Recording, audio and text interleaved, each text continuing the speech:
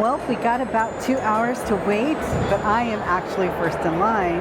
Although you've got the golden bats. Now the golden bats are the ones that paid extra and they get in line and get to go into the theater first. So they get kind of front row seating, and then after they're all in, which is probably about 200 people, then we get to go in. But you know, that theater fills up fast, and I'll swing it around here so you can see through there. It's filling up pretty fast for the first showing of the day. So this is my best bet to be able to get into the theater for the Not Scary Farm panel. So there you go. That's how it works. Okay, we're up here near the Grand Ballroom. These are the shows for Saturday.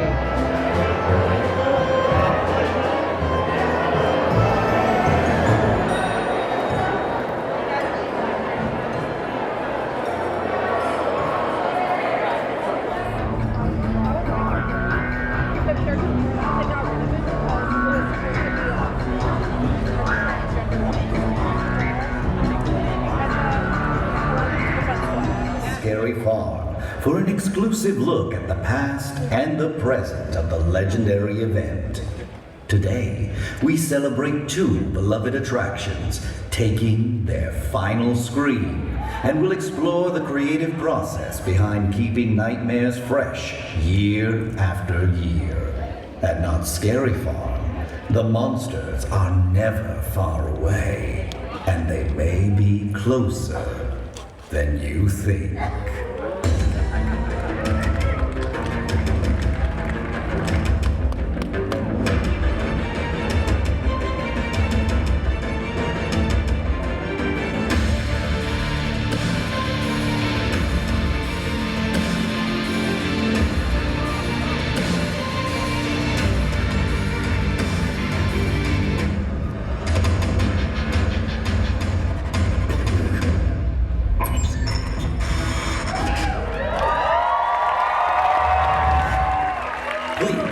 Welcome to the stage, Vice President of Entertainment, Hayden Adams.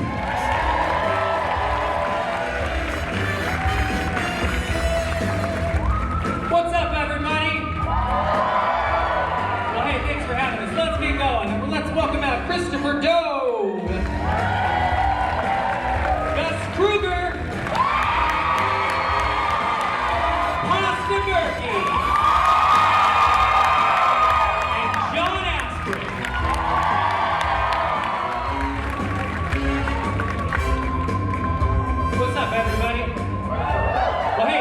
First off, welcome. I know we have the Scary Farm superfans here today, right? I think that's better than we expected, right? Well, hey, who's excited to talk about Scary Farm? Like we mentioned, sadly enough, we are going to talk about the two mazes returning to the fog this year. I know.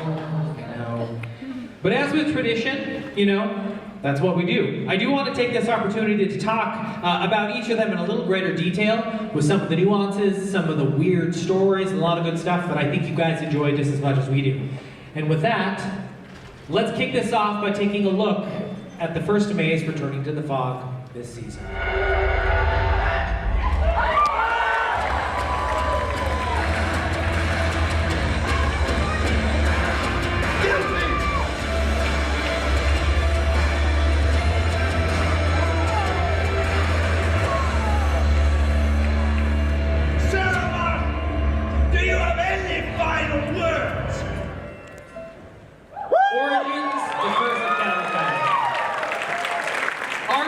One of the greatest mazes we have at Scary Farm, which makes this extra painful, if we might say. But you know, I really want to take this moment to talk about this maze.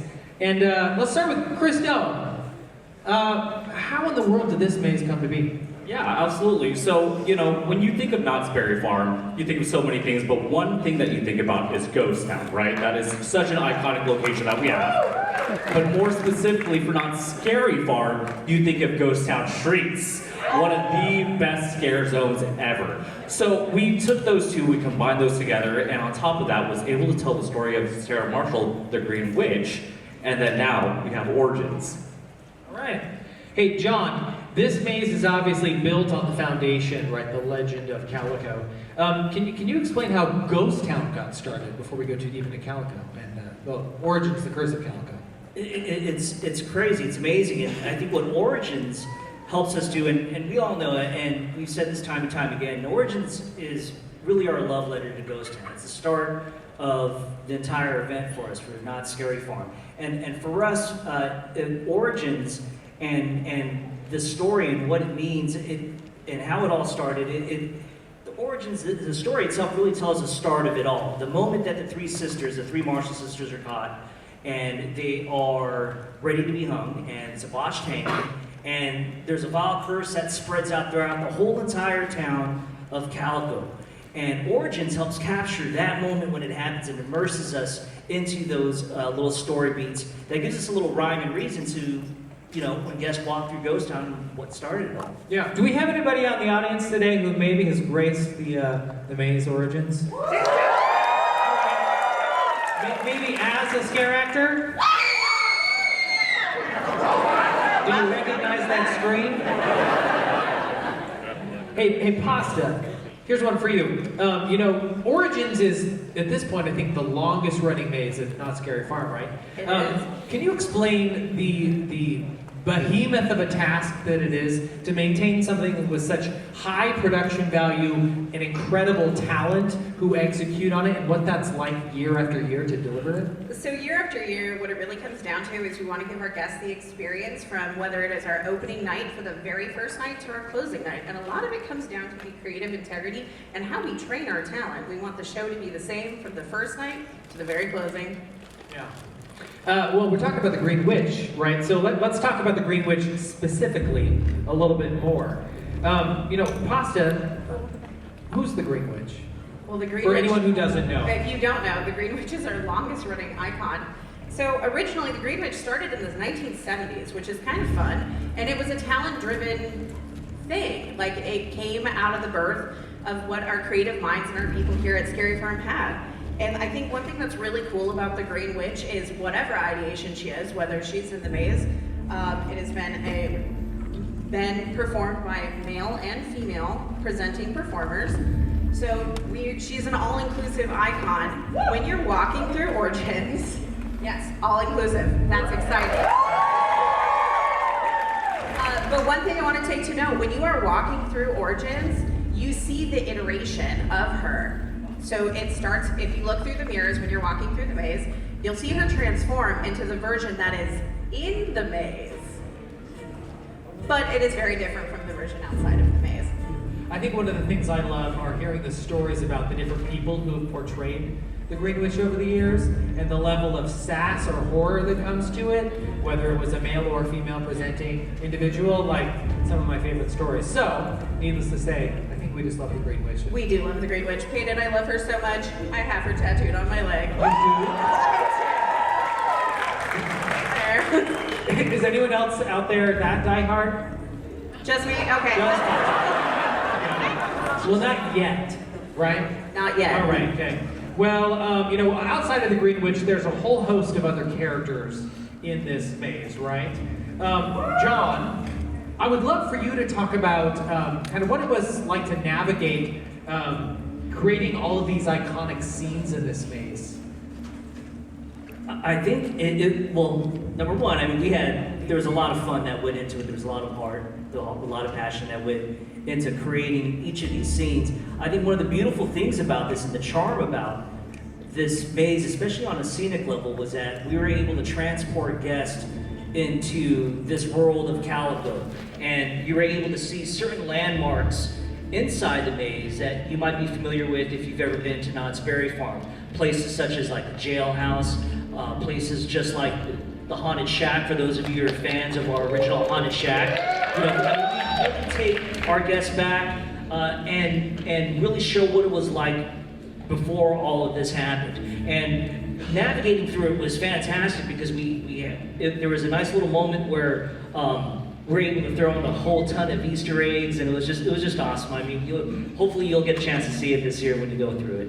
Yeah, one thing I do love about this maze is where the story starts, right? It doesn't start just at the maze, so kind of talk about where the story of this actually starts from an experience standpoint. Sure. From an experience standpoint, I think one of the things that we always try to do is try to be the best storytellers that we can. And with this, we're always conscious and cognizant of the fact that, when guests approach any of our attractions, we're always looking for how can we immerse them into our storyline.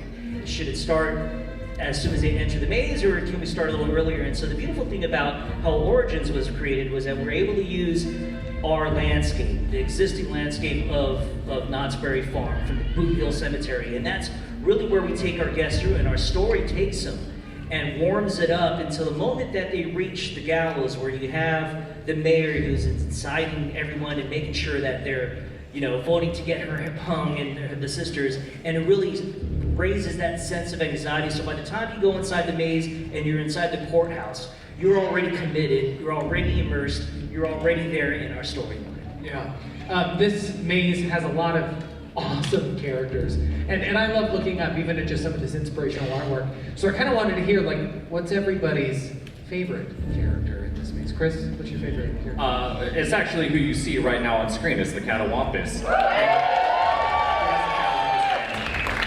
So during our scare school, where we train all of our amazing talent monsters, I remember walking through the maze, and Catawampus, I know it's iconic, I've seen it outside, inside Ghost Town as I'm going through. I see the Catawampus there, amazing. I'm 5'8", I'm a short king, and all of a sudden, this Catawampus on stilts stands up, and I just go there, and I go, oh my goodness. It just towers over me. And the whole team looked at me like, oh, that's great. I was like, no, this is terrible. So that moment alone has made the Catawampus my favorite.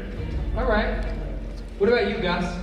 You've been a little silent so far, but to be fair, I haven't asked you a question. Hi, everyone. I'm Gus. I have a microphone.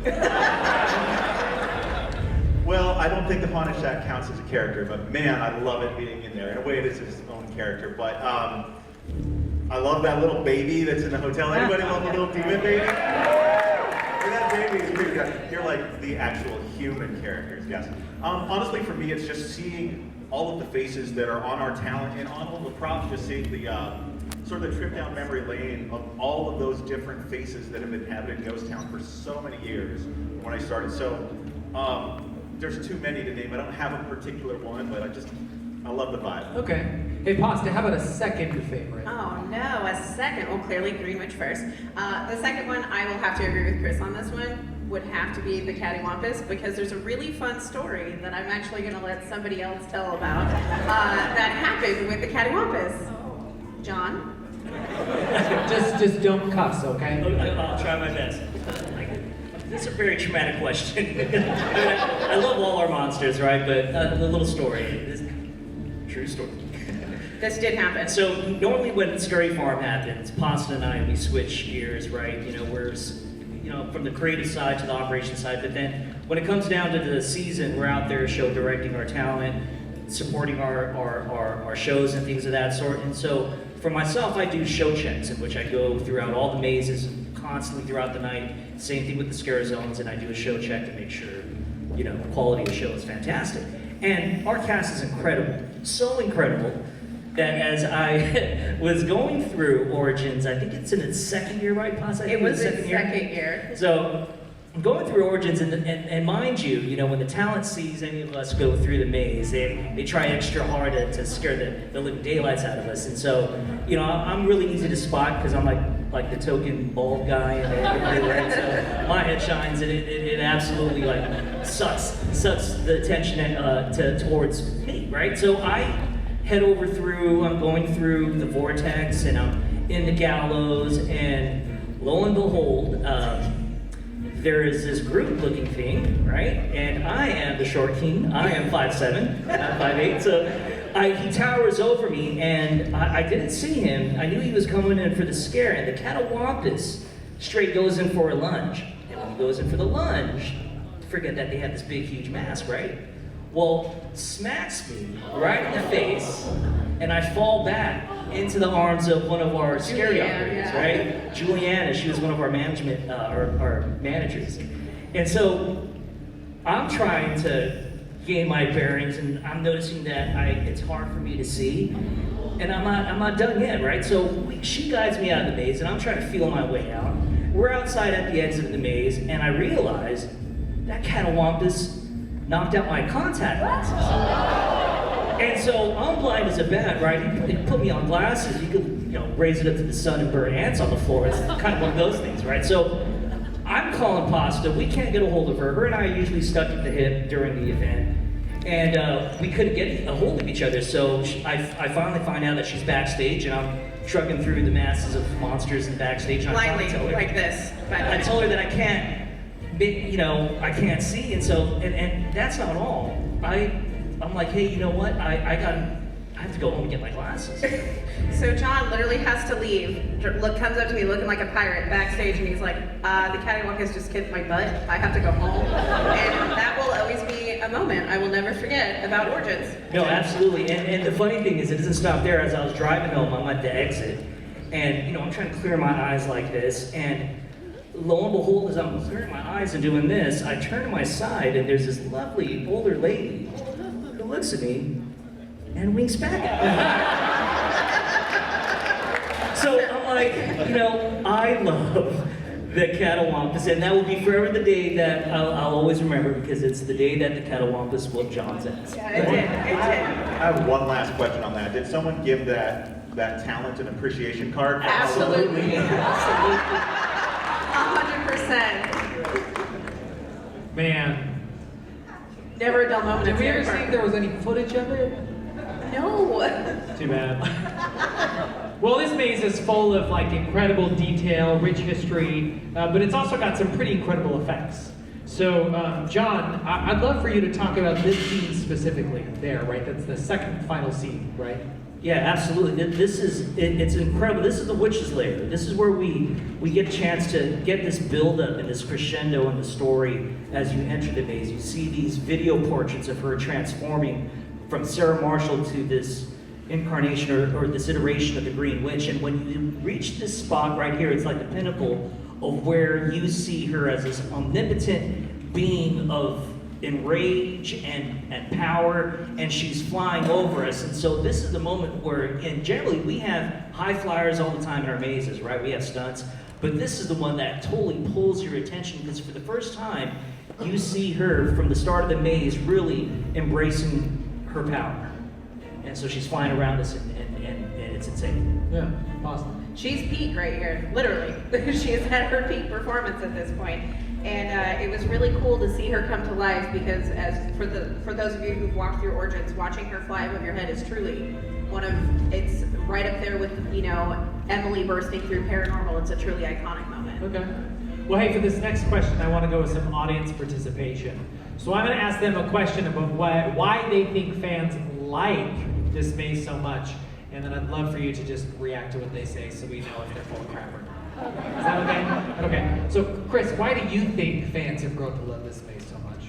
I think fans have grown to love Origins so much because everyone loves Ghost Town Streets just like I do. You go through Fog Alley, it's amazing, and then you slowly make your way back, and then you are there, you are at Origins, you are at the story of Sarah Marshall, you are at the story of Ghost Town, and I'm really just trying to get them to cheer for me eventually. That's what it is. All 5'8" of me. All 5'8". Gus, why do you think fans have grown to love this maze so much? I mean, there's what Chris said, but I think in addition to that, you get these are streets that guests have been walking for years, right? You've been going down Ghost Town, you've been going through, seeing all these monsters, but now you get to be a part of it in a sense of you're walking into buildings you could never enter before. You get to see what we envision the inside of the courthouse, the inside of the schoolhouse, which you can go in there during the day and just shoot, all right?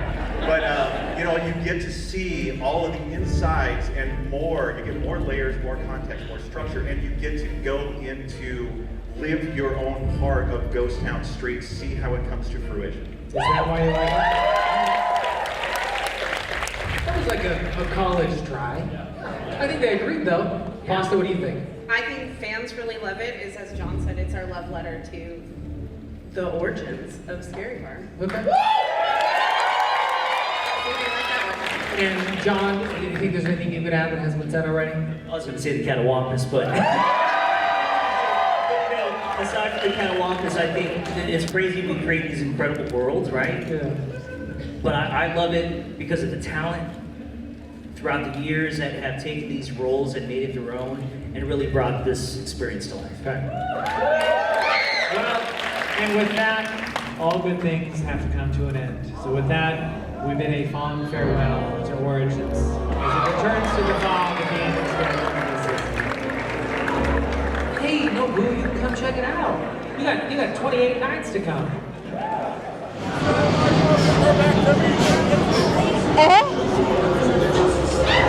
Okay.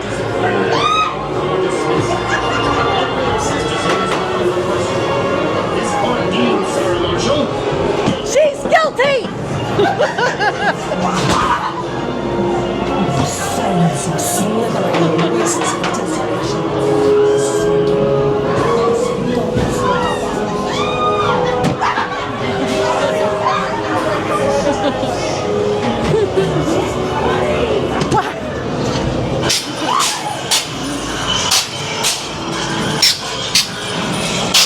Oh, she's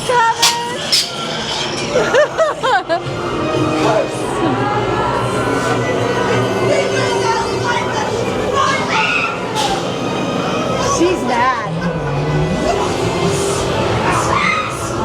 Some money? Wretched thoughts rise to the skin. Screams wild beasts. Narrow graves stick like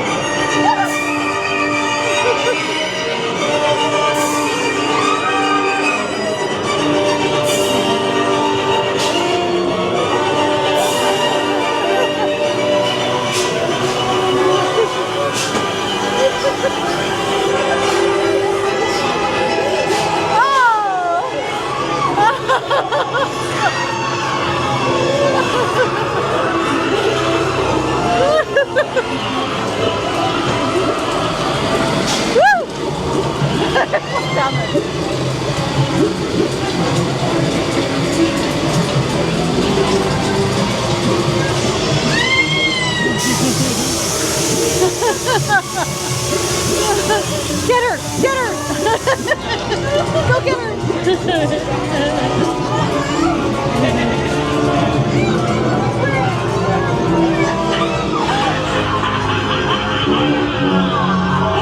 How dare you, fools! I am your judge and jury. I am your executioner. People of Calico, I find you guilty. Forever shall you know my punishment. Not finished. Walk the streets and go down, screaming and Oh! Oh, that's new. Smoke again! Wow. I fixed it!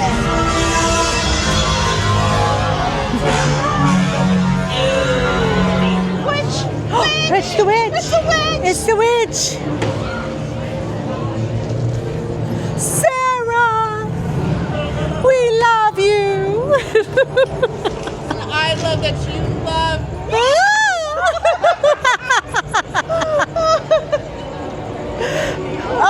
oh, you're not Sarah. Watch where you're going. Well, you know what? Let's just keep this rolling. Let's go ahead and take a look at what other maze is going to be returning to the fog at the end of Scary Farm this season.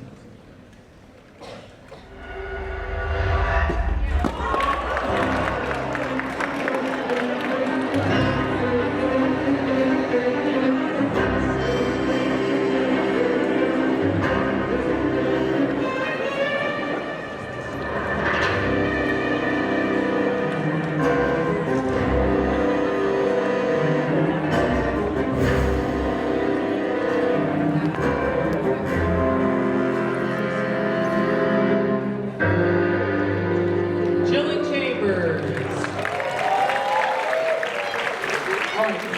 Chilling Chambers was created to celebrate with the 50th anniversary of Knott's Scary Farm, as noted in this logo here.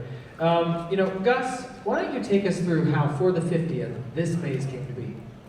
Well, I think when we were planning the 50th of Knott Scary Farm, there was just no question that we wanted a maze that paid tribute to all of it, just in the same way that Origins paid tribute to Ghost Town and its history.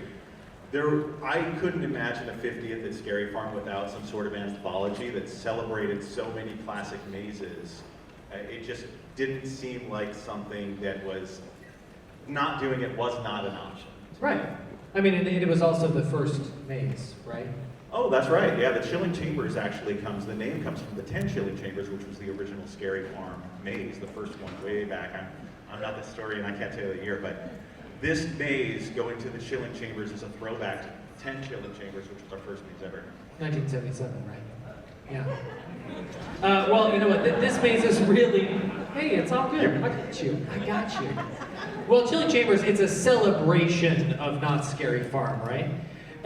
So, you know, Gus, since this, you know, the maze was about celebrating, and you're the art director who kind of has owned it year after year after year, and you've kind of introduced new pieces as, I guess this will be the last time people will see mazes that go into the fog make their way into this. This is the last time you get to do that too. I know. Man, that's heartbreaking. What's it been like to own this project? Honestly, it's been great. For me, when I first was brought into the project, when we were thinking about what we would do and what we would include, there were so many great mazes to choose from, and being able to choose mazes that I had personally seen the first time around and worked on the first time around, and being able to bring them back for fans like myself who had seen them the first time around, but also for a new audience, it's been a lot of fun, and honestly it has been a ton of fun finding the little bits and pieces to put into it as a new maze or retires, returns to the fog into the chambers. Well, talking about bits and pieces, it's full of Easter eggs, right? So I think I'd love to know what everyone's favorite Easter egg is. Let's start with John. What's your favorite Easter egg in this maze? I think it's got to be definitely the tombstones when you exit the maze. I think the beautiful thing about it is it really does come full circle of what Chilling Chambers is by seeing those tombstones that have the mazes that have returned to the fog. And it almost feels that there's an appreciation and a love. And I remember falling in love with the event as a fan before working for the farm. And it's just seeing those callbacks kind of sorts of get a bigger picture of how expansive our lore is and how we try our best as storytellers to kind of come full circle and connect the dots in this huge universe. And seeing those, I'm always looking forward to seeing what Gus puts in there. And so it's nice to see those tombstones. So for that is my favorite Easter egg. Okay. What about you, Chris? Fake jump, Austin. So I think my favorite thing is it is very close to the tombstones, but it's more of a process that happens. So going along with the tombstones is an item that from the maze, and it is watching the designers sit and argue about what they think the best They item. argue. I had to break up the argument in my office last year. And to see what is the item that's going to follow that tombstone. It feels like a March Madness bracket that I'm looking at as they figure out what their favorite item is. And I remember Gus saying, hey, I'm going to put this in, but can I take the robot home? I said, no, you cannot take the robot home. Whether or not you listen is another story. But I really enjoy every piece of memorabilia that comes with the tombstone. So it's my favorite. What about you, Pasta? I changed my answer from earlier. I think it actually has to be some of the graffiti and some of the phrases that's in the asylum. As a fellow inmate from Mingler's Asylum who used to work in that maze, it's a throwback and it's very fun because as somebody who haunted those halls before, it's really cool to see it come back to life. Nice. What about you, Gus? You have a favorite Easter egg? 2 words, incredible thinking. I mean, what? I mean, for me, that was actually, yes, you're wondering why is there a poop with googly eyes in this maze? Why isn't there? Why not? Come on. Why not? But that actually, the creation of that is another funny story because maze designer Daniel Miller, let's hear it for Daniel. Not in attendance, but here in spirit. When we were originally doing the Uncle Bobo's maze way back, which was the successor to CarnEvil. Anyway, we had been toying back and forth. I was in charge of props at the time with what we put in the maze, and he kind of had Uncle Bobo's was this sort of roadside vibe to it, and I said, you should have a bunch of signs throughout the maze that are just talking about the most incredible, like the fantastic, amazing thing. And just like any other roadside attraction, you get there and it's just a piece of crap. And that's my phone falling, by the way. But you get there and it's just a piece of crap. And Daniel said, that's it. What's it? Yeah. That was a great That's example it. of Daniel's voice. He goes, that's it, guys. That's it. What's it? A piece of crap. With googly eyes. So we're like, yeah, that's a great idea. So we did like a whole curtain reveal. There's this whole thing. We had a gal sculpt up this turd, and I literally pulled the eyes out of a Tickle Me Elmo and stuffed it into it. Magic. And I will tell you, when they get excited about ideas like this and they come bursting into my house, like, Chris, we need to tell you this amazing thing. And I'm sitting there like, what are you going to do? And that's how those things get born. That's how things happen, yeah. So are you taking the poop with googly eyes home or putting it in your office? Oh yeah, that and the robot. Yeah. Okay. Well, you know what? One of my favorite parts about this maze are the stained glass windows, right? So Gus, I'd love for you to just kind of explain these 3 specific images for anybody who doesn't know. Well, there's actually 6 of them in total, and when we wanted there to be this big statement that really lets you know you're immersing in haunt history as soon as you walk into this thing. So we had the idea of big stained glass pieces, and then I'm not sure exactly which one of us had the notion of like, let's use these haunt icons in there. But it was great because these things have been kicking around since, in the digits of haunt, like the 20th, 18th, like around there, but 80s, yeah, but they have been since the 80s, and they've been used in so much merchandise. I thought that is just such a fantastic visual representation of our history. Everyone here, feel free to fact check me at any time, it's fine. But yeah, I wanted it to feel like, oh my gosh, I see, we are walking into the past of Scary Farm, and they're massive and they're so cool, so it just sets the tone in such a cool way, and it's nostalgic and fresh all at the same time. Yeah, and I don't think we can talk about the past of Scary Farm without talking about Sinister Seymour, right? So why don't you talk to us about, the ideas behind Sinister Seymour in the first versions of the maze people would have seen? Yes, originally the first custodian of the chambers was the Keeper, who was an homage to Sinister Seymour. He haunted our halls for the first season, and he did a fantastic job of bringing people in to the farm. And it was great to see him there, to have that link to our first haunt. Be there, be in person, be in the flesh, and bring that energy into this retrospective. Yeah. Well, let's talk about some of the maze selections that made it into the maze, right? So, pictured here, top left we have underground and bottom right we have asylum. So, guess why were these two mazes selected to make it into to this new Chilling Chambers? We knew we didn't have all of the room in the world to fit in everything, so we had to go sort of by genre, sort of archetype, and we knew we had to pick mazes that sort of fit a general vibe. So every maze that we chose sort of has echoes of other mazes that we've had in our history in them. The Underground, Knott's has a great history. The Underground, everybody. That has such a great history of being like that post-apocalyptic vibe, which we've had with other mazes. We've had it in Endgames. There's a little touch of it. Dark Entities wound up in there with the robot, as we said before. But the Underground was such a great choice because it has that post-apocalyptic future, but it also has such great variety where you enter in the sewers, and the Spy Master was such a fun character to be able to bring that trick back. Club Chupacabra, I still think that at some point we should have a bar at Scary Farm called Club Chupacabra. That's a great idea. Yeah, I love it. But, Is that a pitch? I think that's a pitch. That was a pitch. That was totally a pitch. we're testing it as our test audience.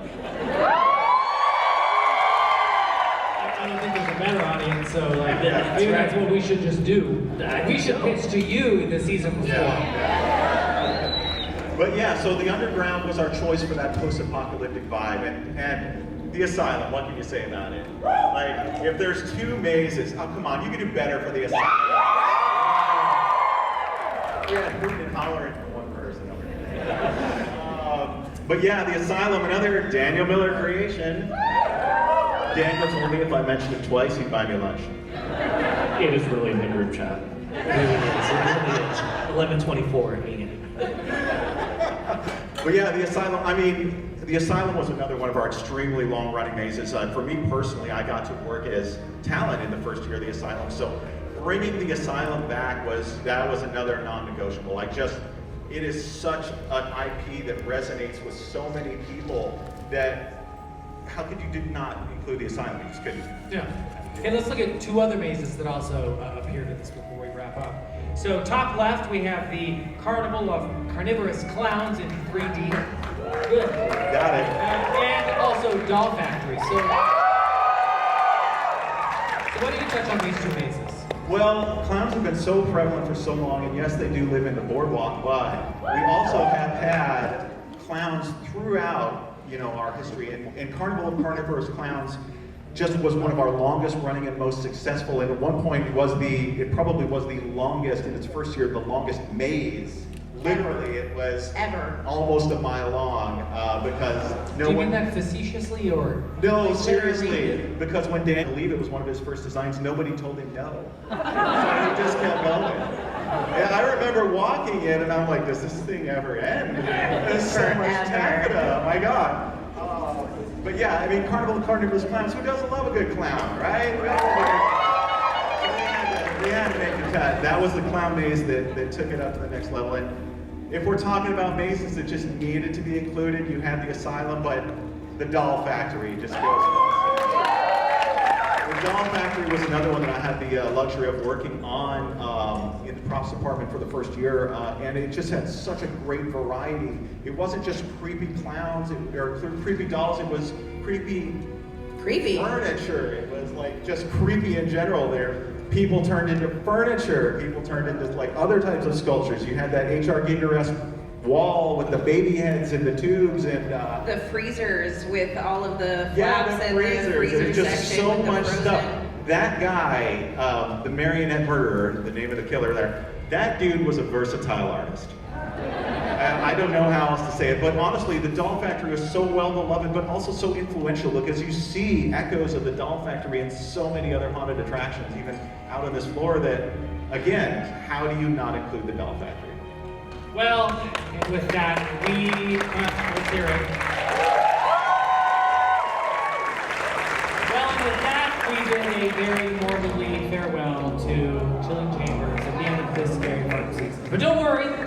check it out one more time this year.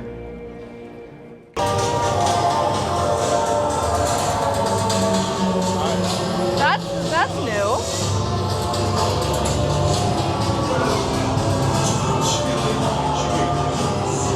Watch your step, because what minions from scary farms past are lurking around next corner. And either side feeds on fate, and it's with right.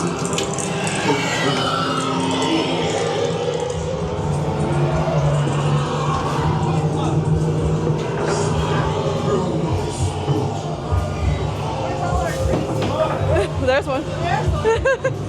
Hi. Hello. How are you?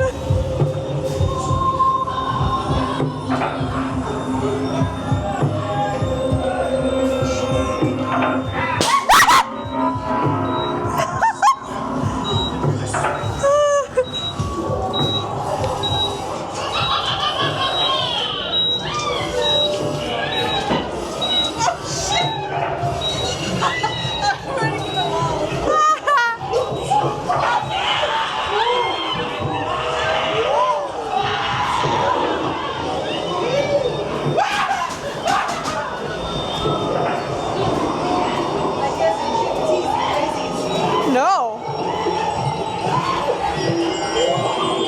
Oh my gosh, what happened to you? Oh, you're not okay.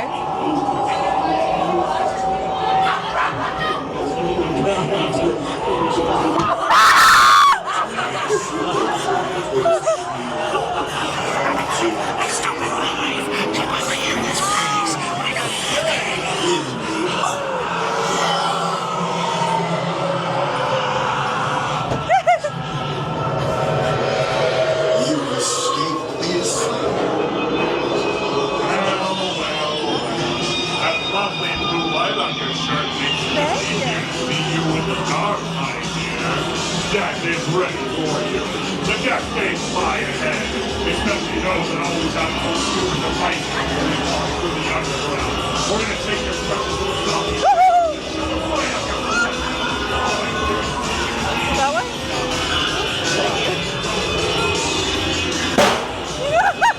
Okay, I'm going.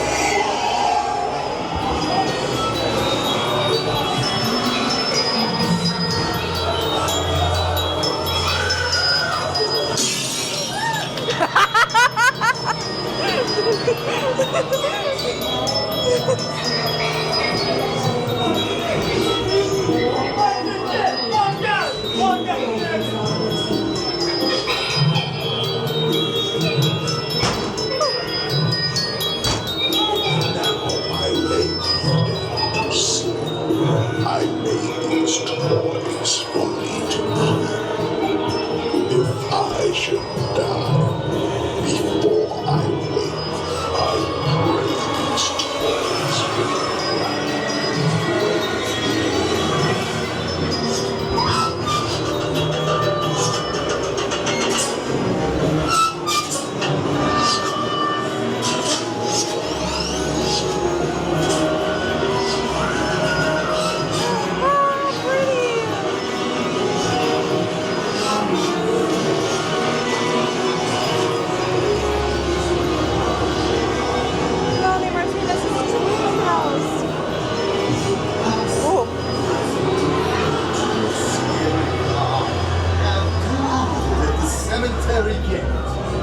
no time to turn back now.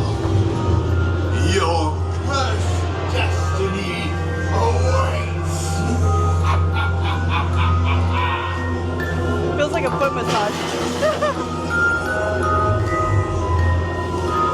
Oh no!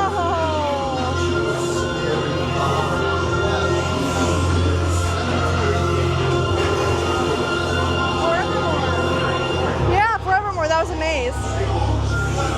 Bloodlines! Oh man! Way to torture us.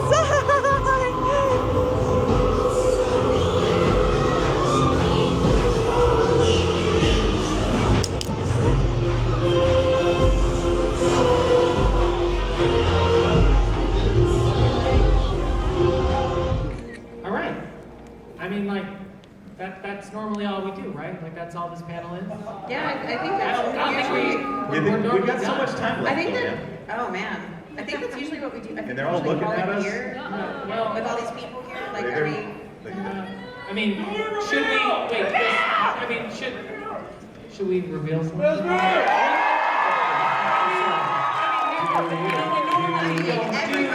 here. You know, right? All right, let's do it. So, CarnEvil. I think you probably all noticed that we chose to bring CarnEvil back to Midsummer Scream again this year, right? We did that last year. Why would we do that again this year? You know, look, I could probably drone on about it, but how about we just toss it over to a little preview for you?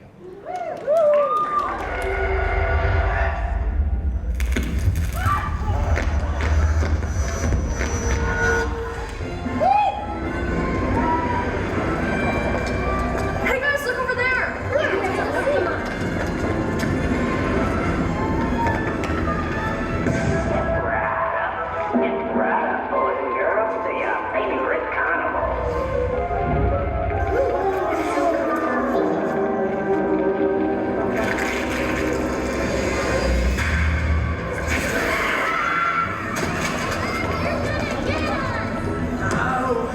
Oh, do we smell that something?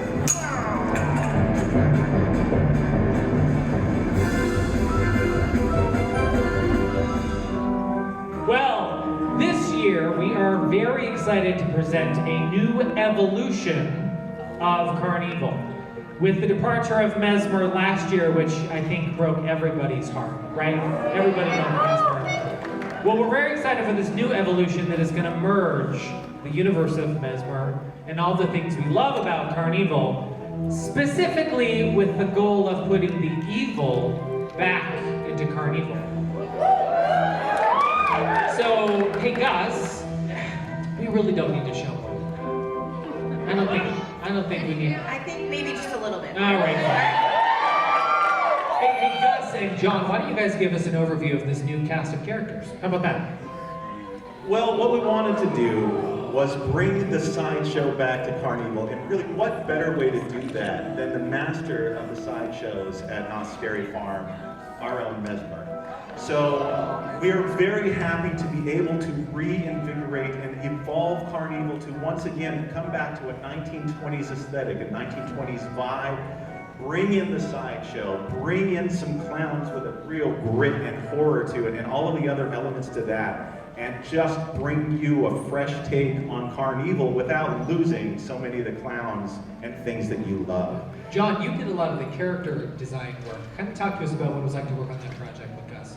It was wonderful, and I think working on character designs has always been one of my biggest and best passions and just drawing it out and just being a nerd, right? Going back to the comic book days and really getting into kind of what makes it tick. And I think working with Gus was really nice because we had a chance to sort of take and look at what was successful for us and challenge ourselves with trying something new, but also understand that as we look at our just the zone and how things sort of evolve and the talent, the incredible talent that we have, designing these characters was really nice, and going with Gus's vision on almost like a Dust Bowl kind of approach to it, similar to what we've done before. What can we do to try to make this world believable? And one of the things that when I was illustrating and designing these characters was to try to sort of, I looked at different colors and looked at the vibrancy and muted some of the colors, but also wanted to look at just the characters themselves with Gus.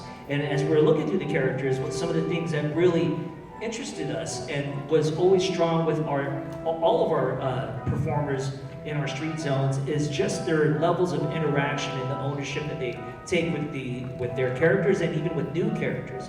With these characters, we wanted to give them a story and a backdrop that they could all follow, with foundations that allowed them to grow these characters into the story. And a lot of these characters are fantastic as standalones, but there's something sinister, something very unsettling about them, and even something more tragic and scary and evil when they all come together. Yeah.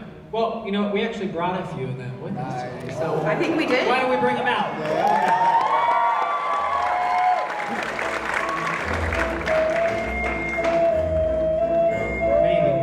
They're coming. Just patient.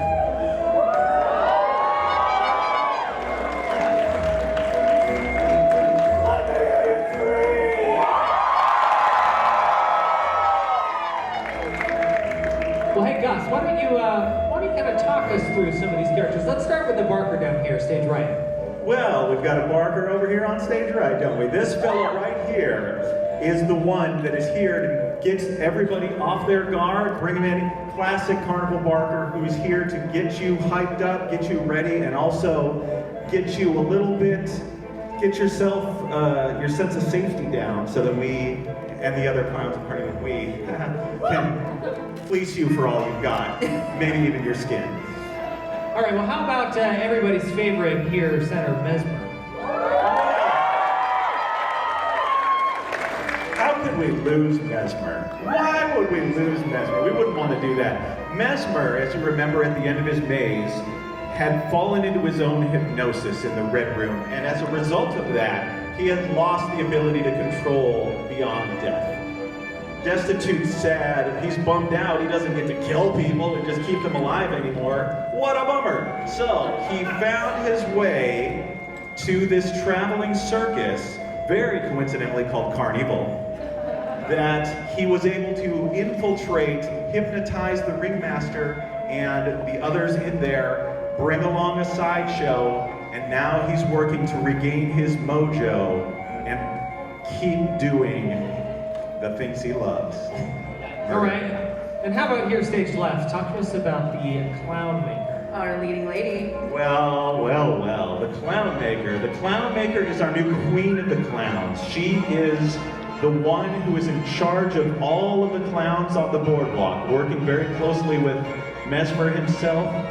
She has a little bit of a condition, you notice, but what she likes to do is cover it up with the most precious, cleanest skin from our very, very unfortunate guests that happen to have the best complexion. She'll look for them, she'll skin them, and you just might be your new mask. So maybe you can give up on the skincare regimen a little bit if you can. Gross. I know, just a little bit. She also does have her own little troupe of sort of her hierarchy, her grotesquerie, which is her hand-picked top clowns that she has carved the clown designs into their faces to note them as one of her chosen few. In addition to them, she still has the rest of the menagerie of the sideshow and the clowns thereabout under her control. Yeah. Well, look, we're very excited for all of you to come out and see the reinvigorated CarnEvil, but for now, let's give it up for these three children.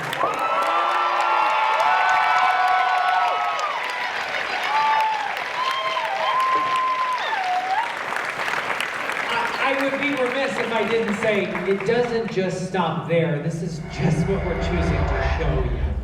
So, yeah, I guess that's like all we want. Wait, what? What is this?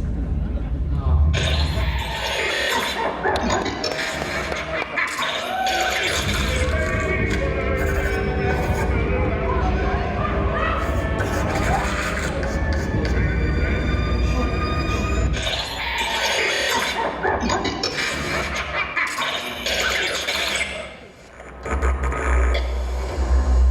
I'm here. Site 74. I'm very deep down here. I hope the transmission goes through. But guys, I found it. I actually found it. That blasted Green Witch. August 18th. So I think most of you know August 18th we have our upcoming Nightmares Revealed event. One of the things I'm excited specifically is we're very excited to welcome back the Queens of Darkness, the Boulay Brothers. Yes, they'll be joining us again this year. They're going to be hosting a recording of their podcast, Creatures of the Night in the Birdcage Theater. So very excited for you to join us there. And speaking, anyone out there, who has a ticket to Nightmares Revealed? More hands going up than hands that don't. How many people don't have a ticket? Get your arm up, get your arm up. Well, all right, well, what if who out there has a cell phone? Okay, so get out your phones and open up your camera. Yeah? Because we decided to hold on to 250 tickets. No way. Because you are super fans, and only people in this room are going to be able to buy tickets. You remember last year you could get them at the booth, but it's only if you're in this room. So we're going to put up a QR code very shortly. Go ahead and scan the QR code. First 250 people. We're very excited to welcome you to Scary Farm. Let's go ahead and put that up in 3, 2, 1. All right, everybody. Thank you so much for welcoming us out.